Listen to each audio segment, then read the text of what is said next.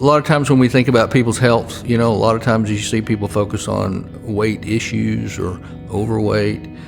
There's a part of the population that's underweight. I've always been really small framed, and I never ate well. Never ate well my entire life. Probably should have been very heavy because I could live on McDonald's and honey buns and donuts, and that's how I ate most of my life.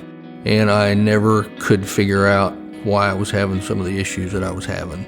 I was watching Channel 8 one night when Neely Jones was doing her special with Dr. Mark on DNA and tying that research into your routine.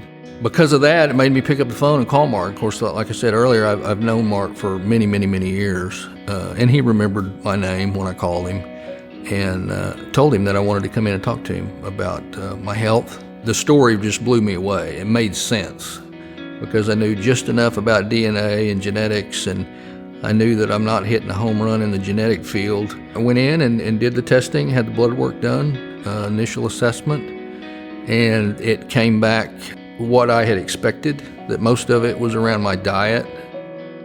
I try not to get emotional, I don't know why I do, but I was diagnosed with ulcerative colitis probably 25 years ago. I've always had digestive issues, going 3 and 4 days without going to the bathroom. I mean, that was normal for me. I was hospitalized because it was so severe. Years later, when I talked to my gastroenterologist, I was less than 24 hours away from losing my colon.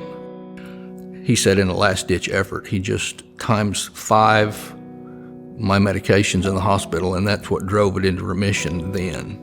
People just don't understand that until your colon and your guts quit working, the pain and the misery. I wanted to die in the hospital. I had given up because it's a colon. You're cancer risk, and so they want me to take colonoscopies every year, which I've done, and every year fissures, polyps, pseudopolyps. If you don't know what those mean, God bless you, because it's just things that I deal with all the time. I had a colonoscopy a year after I started seeing Mark.